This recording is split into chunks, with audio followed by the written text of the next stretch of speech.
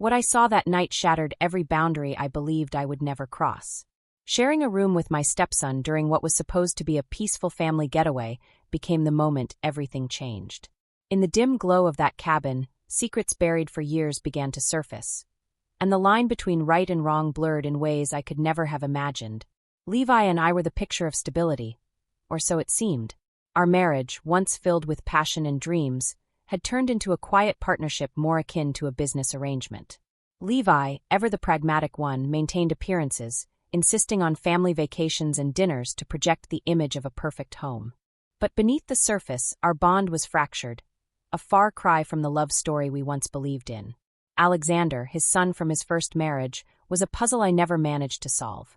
At 28, he carried himself with a quiet intensity, his dark hair and sharp features a mirror of the mother he had lost as a teenager.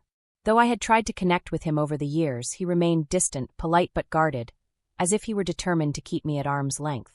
This trip to the mountains was Levi's idea, a last-ditch effort to reconnect as a family. I agreed out of habit, not excitement, packing my bags with little expectation of finding joy. The drive to the lodge was silent, a reflection of our household dynamics. Levi focused on the road, I stared out the window, and Alexander sat in the back, headphones in, lost in his own world. When we arrived at the rustic lodge, the air felt different, crisp, serene, and heavy with unspoken tension. Levi's mistake with the room reservations was a small but significant oversight. Only 2 rooms were ready, and Levi's solution was simple. Alexander and I would share one for the night. He dismissed my hesitations, brushing off the discomfort as inconsequential. The room was small but inviting, with a queen-sized bed, warm lighting, and the faint scent of pine. Alexander seemed unfazed, his calm demeanor a stark contrast to the unease I felt. As night fell, the walls seemed to close in, amplifying the silence between us. I tried to distract myself with a book, but my mind wandered, and when Alexander broke the silence with a casual remark, I found myself drawn into a conversation that was startlingly intimate. For the first time, the cracks in our carefully constructed facade began to show, and I couldn't look away. The family dynamic we had constructed was fragile, but I hadn't realized how close it was to shattering until that night. Sharing a room with Alexander was supposed to be a temporary inconvenience, a mistake easily forgotten. Yet, as we lay on opposite sides of the bed, the tension was impossible to ignore. Every rustle of the sheets, every shift in the bed, felt magnified in the stillness. I tried to convince myself it was just my imagination, that the discomfort would pass by morning. But something about Alexander's presence felt different. His usual stoic demeanor seemed softer, less guarded. When he spoke, his voice was calm, but his words carried weight. "You're not really reading, are you?" he asked, his tone teasing yet observant. Caught off guard, I laughed nervously, trying to brush it off. "What makes you say that?" He smirked, setting his phone down. "Because you've been on the same page for 20 minutes. His sudden ease unsettled me. He was watching me, closely, and for the first time, I felt exposed under his gaze. We ended up talking longer than I expected, the initial awkwardness fading as the conversation deepened. He spoke about his childhood, about his mother and the void her absence left behind. "She was the glue," he admitted quietly. "My dad was always working, but she made everything feel whole." There was a wistfulness in his voice that I hadn't heard before, and it struck a chord in me. I confessed my own struggles, how I felt like I was constantly failing, trying to fit into a family where I didn't belong. "I've tried to make this work," I said, my voice barely above a whisper. "To be someone you and your father can rely on. But I feel like no matter what I do, it's never enough." For the first time, Alexander looked at me with something other than indifference. "It's not about being enough," he said softly. "Sometimes things just don't fit, no matter how hard you try." The vulnerability in his words left me speechless. It felt as though we had finally dropped the masks we'd been wearing for years. But with that vulnerability came an undercurrent of something more, something neither of us dared acknowledge. The following day, the shift between us was subtle but undeniable. At breakfast, Levi was oblivious, chatting about work and plans for the day. But I could feel Alexander's eyes on me, heavy and searching. Every glance, every accidental touch, felt charged with a meaning I couldn't put into words. Levi, ever distracted by his own world, didn't notice the growing tension. But I did. Alexander started lingering in rooms after I entered, his casual remarks carrying a weight that was hard to ignore. He asked questions he never had before, about my life, my thoughts, my happiness. I found myself answering him honestly, even when I knew I shouldn't. One evening, as I folded laundry in the living room, Alexander walked in and leaned casually against the doorway. "Do you ever feel like you're pretending?" he asked abruptly. His question startled me. "What do you mean?" "Like you're living someone else's life," he said, his voice quiet but insistent. "Doing everything you're supposed to, but never really feeling like yourself." I froze, his words cutting deeper than I expected. "Every day," I admitted, my voice trembling. The silence that followed was heavy, filled with unspoken truths. I wanted to look away, to end the conversation, but I couldn't. Alexander had a way of seeing through me, of reaching the parts of myself I'd long buried. It was exhilarating and terrifying. As the days passed, the line between us grew thinner, the boundaries we were supposed to respect becoming harder to define. The tension that had simmered beneath the surface for years was now impossible to ignore, and I was no longer sure if I wanted to. The tension between Alexander and me reached a breaking point, though neither of us could admit it aloud. Every conversation, every fleeting glance, seemed to carry more weight than it should. I tried to dismiss it, to remind myself of the lines that couldn't be crossed, but the pull between us grew stronger with each passing moment. It was a quiet evening, the kind that usually passed without incident. Levi had gone to bed early, exhausted from the day, leaving Alexander and me alone in the living room. I was curled up on the couch with a book, pretending to read while my thoughts spiraled. Alexander sat in the armchair across from me, scrolling through his phone, the glow of the screen illuminating his sharp features. "Do you ever wonder what it's all for?" he asked suddenly, breaking the silence. I looked up, startled by the question. "What do you mean?" "All of it, this life we're supposed to live, these roles we're supposed to play," he said, his voice quieter now. "Sometimes it feels like none of it is real." I hesitated, unsure how to respond. His words struck a chord in me, echoing thoughts I'd buried for years. "I try not to think about it," I admitted finally. "It's easier that way." Alexander's gaze softened, his usual guardedness giving way to something more vulnerable. "You shouldn't have to pretend, Abigail," he said, his voice barely above a whisper. "Not with me." The way he said my name sent a shiver down my spine. For a moment, neither of us spoke, the air between us thick with unspoken words. I told myself to look away, to break the silence, but I couldn't. His eyes held mine, and in that moment, everything else seemed to fade away. He stood up, crossing the room slowly, his movements deliberate. I should have stopped him, should have said something to break the spell, but I didn't. When he sat down beside me, the space between us felt electric. My breath hitched as he reached out, his fingers grazing mine. "Is this okay?" he asked softly, his voice trembling. I wanted to say no, to pull away and end it before it could begin. But I couldn't bring myself to do it. Instead, I nodded, my voice barely audible. "Yes." The first touch was hesitant, almost tentative, as if we were both testing the boundaries of what was happening. But the hesitation didn't last. His hand brushed against my cheek, and I leaned into the warmth of his touch, my heart pounding in my chest. It felt reckless, dangerous, but I couldn't bring myself to stop. "Abigail," he whispered, his voice filled with a mixture of longing and fear. "We don't have to do this." "I know," I replied, my voice trembling. "But I don't want to stop." The world seemed to blur around us as he leaned closer, his breath warm against my skin. When his lips met mine, it felt like crossing a threshold I could never return from. The kiss was slow at first, filled with an unspoken tension that had been building for years. But as the moment deepened, it became more urgent, more consuming. Every rational thought vanished, replaced by the overwhelming sensation of his touch, his presence. The boundaries we were supposed to respect had dissolved, leaving nothing but the raw, undeniable connection between us. When it was over, we sat in silence, the weight of what had just happened settling over us. I couldn't bring myself to look at him, my mind racing with a mix of guilt, confusion, and something I didn't want to name. "I'm sorry," Alexander said finally, his voice breaking the stillness. "I didn't mean." "Don't," I interrupted, my voice sharper than I intended. "Don't apologize." He looked at me, his expression filled with uncertainty. "What does this mean?" "I don't know," I admitted, my voice barely above a whisper. "I don't know what any of this means." The following days were a blur of stolen moments and silent tension. At breakfast, Levi was as oblivious as ever, chatting about work and plans for the week. Alexander and I barely spoke, our interactions limited to polite, hollow exchanges. But beneath the surface, the connection between us remained, unspoken but impossible to ignore. At night, I lay awake, replaying every moment in my mind. I told myself it was a mistake, a lapse in judgment that could never happen again. But deep down, I knew it wasn't that simple. What had happened between us wasn't just a mistake. It was the result of years of buried emotions, of longing and loneliness that had finally boiled over. Alexander seemed to feel it too. He lingered in the spaces we shared, his presence a constant reminder of the lines we had crossed. Every glance, every accidental touch, felt charged with the weight of what we couldn't say aloud. And despite the guilt that gnawed at me, I couldn't bring myself to regret it. The boundaries that once defined our relationship were gone, and there was no going back. The night it all unraveled began innocently enough. Levi was his usual self, full of plans and chatter about his latest project, oblivious to the silent storm brewing beneath the surface.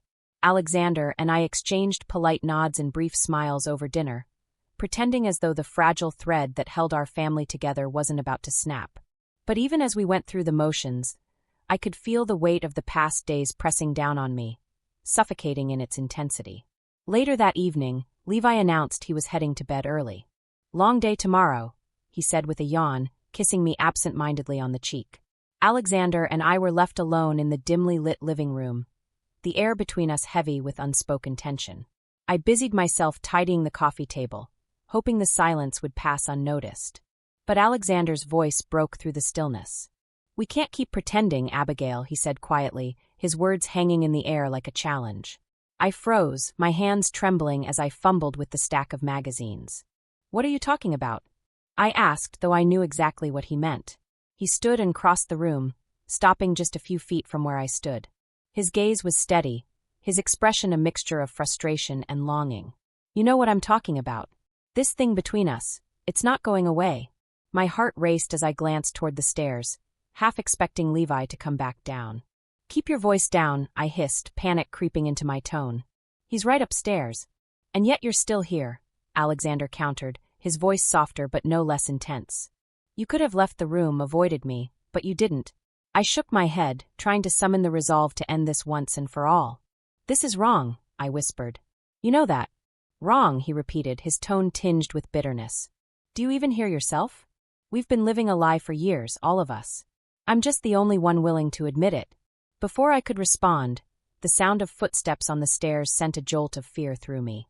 Levi appeared in the doorway, rubbing his eyes and frowning at the sight of us. "What's going on?" he asked, his voice thick with sleep. "Nothing," I said quickly, forcing a smile. "Just talking." But Levi's eyes narrowed as he looked between the two of us, suspicion flickering across his face. "Talking about what?" I opened my mouth to reply, but Alexander spoke first. "About how broken this family really is," he said bluntly. Levi's expression darkened, and he took a step closer. "What's that supposed to mean?" "It means," Alexander began, his voice rising, "that you're so wrapped up in your own world, you don't see what's happening right in front of you." "Alexander, stop," I said, my voice trembling. But it was too late. The words were already out, and there was no taking them back. "What's happening?" Levi demanded, his tone sharp now. "What are you trying to say?" Alexander hesitated for a moment, his gaze flicking to me. I could see the conflict in his eyes, the weight of the decision he was about to make. And then he said it, the words that would change everything. "She's not who you think she is." The room fell silent, the air thick with the gravity of his statement. Levi stared at him, his face a mixture of confusion and anger. "What the hell is that supposed to mean?" I felt the blood drain from my face as I stepped forward, my hands shaking. "Levi, don't listen to him. He's just upset." But Levi cut me off, his voice rising. "Upset about what? What's going on, Abigail?" I couldn't answer. The words stuck in my throat, the truth too heavy to speak aloud. Alexander, however, didn't hesitate. "Ask her," he said, his voice steady despite the tremor in his hands. "Ask her what happened while you were busy working late nights and taking us on these ridiculous trips." "Alexander." I snapped, my voice breaking. "That's enough." Levi turned to me, his eyes searching mine for answers. "Is there something I should know?" he asked, his voice quieter now but no less demanding. I couldn't lie to him, not anymore. The guilt and shame had been eating away at me for days, and now, faced with the moment of truth, I felt like I was drowning. "Levi," I began, my voice trembling, "I never meant for this to happen." His expression hardened, and he stepped back as if my words had physically struck him. "What happened?" he asked, his voice low and dangerous.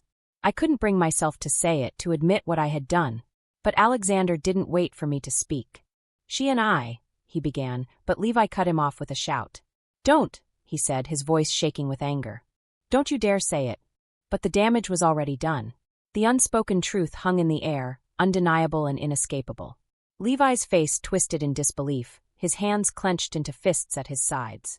How could you? He demanded, his voice breaking. How could either of you? I'm sorry, I whispered, tears streaming down my face. I never wanted this to happen.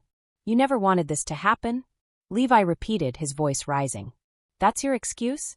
Alexander stepped forward, his expression pained. Dad, Don't, Levi snapped, his voice cold. Don't say another word. The silence that followed was deafening, the weight of the betrayal crushing. Levi looked at me one last time, his eyes filled with a mixture of hurt and disgust, before turning and walking out the door. The sound of it slamming shut echoed through the house, leaving Alexander and me standing in the wreckage of what we had done. For a long time, neither of us spoke. The reality of the situation was too overwhelming, the consequences too devastating to process. When Alexander finally broke the silence, his voice was barely audible. I never wanted to hurt him. Neither did I said, my voice trembling. But we did. There was no undoing what had happened, no way to go back to the way things were. The truth was out, and the family we had tried so hard to hold together was broken beyond repair.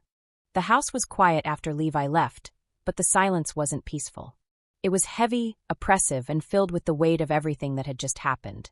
I sat at the kitchen table, staring blankly at the empty chair where Levi had been only minutes before. My mind raced with fragments of his words, the look in his eyes, the sound of the door slamming shut. It felt like the world I had built, however flawed, had come crashing down around me. Alexander lingered in the corner of the room, his posture tense and his face pale. I didn't mean for it to happen like this, he said quietly, his voice laced with regret. I turned to him, my expression hollow. What did you think was going to happen, Alexander? Did you think this would end any other way? He didn't respond, his gaze dropping to the floor. The silence between us was suffocating, filled with all the things neither of us could bring ourselves to say. I wanted to lash out, to blame him for the mess we were in, but deep down I knew it wasn't just his fault. I had made my choices too, and now we were both paying the price. The following days were a blur of tension and unease. Levi didn't come home that night, or the next. I tried calling him, leaving messages on his voicemail, but he didn't answer. Each unanswered call felt like another nail in the coffin of our marriage. I couldn't stop replaying the moment he walked out, the pain and betrayal etched on his face. It was a look I would never forget. Alexander and I avoided each other as much as possible. When we did cross paths, the atmosphere was thick with discomfort. He tried to apologize, to reach out, but I couldn't bear to hear it. Every word, every glance was a reminder of what we had done. One evening, as I sat alone in the living room, the weight of everything became too much. I buried my face in my hands, the tears coming in waves. I didn't hear Alexander enter the room until he spoke. Are you okay? He asked softly. I looked up, my eyes red and swollen. No, Alexander, I'm not okay, I said, my voice breaking. How could I be? He hesitated, then took a step closer. I know I've made things worse. I never wanted to hurt you. That's the problem, I said bitterly. We didn't think about anyone but ourselves. And now everything is ruined. For a moment he stood there in silence, his expression filled with regret. Then he sat down on the edge of the couch, his hands clasped tightly in his lap. What do we do now? He asked quietly. I don't know, I admitted. I don't know if there's anything we can do. The weight of his question hung in the air, unanswered. In that moment, I realized just how lost we both were. The lines we had crossed couldn't be uncrossed, and the damage we had done couldn't be undone. The family we had tried so hard to hold together was shattered, and there was no way to piece it back together. Levi finally returned a few days later, but he was a different man. The warmth and humor that had once defined him were gone, replaced by a cold, distant demeanor. He barely spoke to me, his words clipped and formal. It was clear he had no interest in reconciliation or in understanding. You don't have to stay, I said one evening, breaking the silence between us. If you want to leave, I won't stop you. Levi looked at me, his expression unreadable. This is my house, he said flatly. If anyone's leaving, it's you. His words stung, but I couldn't argue with them. I had no right to. I had betrayed him in the worst way possible, and now I was living with the consequences. As the days turned into weeks, The house became a battleground of unspoken tension. Levi and I lived like strangers, avoiding each other whenever possible. Alexander, too, was distant, his presence a constant reminder of the choices that had led us here. He spent most of his time in his room, emerging only when necessary. One night, as I lay awake in bed, I heard footsteps in the hallway. A moment later, there was a soft knock on my door. I hesitated, my heart pounding, before getting up to answer it. It was Alexander. He looked tired, his eyes shadowed and his shoulders slumped. "I'm leaving," he said simply. "What?" I asked, my voice barely above a whisper. "I can't stay here," he said, his tone resigned. "It's not fair to any of us." I wanted to argue, to beg him to stay, but I knew he was right. His presence only deepened the fracture in our family, and the longer he stayed, the harder it would be for any of us to move on. "When?" I asked. "Tomorrow," he said. "I've already packed." I nodded, unable to find the words to say goodbye. As he turned to leave, I called out to him. "Alexander." He paused, looking back at me. "I'm sorry," I said, my voice trembling. "For everything." He nodded, his expression softening. "Me too." The next morning, he was gone. I found a note on the kitchen counter, his handwriting messy but familiar. It was brief, but the words stayed with me. "I hope you find peace, Abigail. You deserve it." For the first time in weeks, I let myself cry, not out of guilt, but out of the emptiness he left behind. The house was quieter than it had ever been. Alexander's absence was palpable, leaving behind a hollow stillness that seeped into every corner. Levi, though still present physically, felt like a ghost of himself, his coldness a constant reminder of the trust one had destroyed. I had lost both of them in different ways, and now I was left to confront the wreckage alone. In the weeks that followed, I spent a lot of time reflecting on the choices that had led me here. I replayed every moment in my mind, trying to pinpoint the exact moment things went wrong. Was it when I married Levi, knowing our connection had already begun to fade? Was it when I ignored the growing distance between us, hoping it would somehow fix itself? Or was it the night I let my guard down with Alexander, allowing the line between us to blur? The truth was, it wasn't any one moment. It was a series of small decisions, each one chipping away at the foundation of the life I had built. I had spent so much time trying to hold everything together, pretending everything was fine, that I hadn't noticed how deeply broken it all was until it was too late. Levi and I spoke only when necessary, our conversations short and devoid of emotion. I could see the anger in his eyes, but beneath that was something worse, disappointment. I had hurt him in a way I never thought I was capable of, and I knew there was no coming back from it. One afternoon, as I was cleaning the living room, I found myself staring at a family photo on the mantel. It was from years ago, taken during one of our early vacations.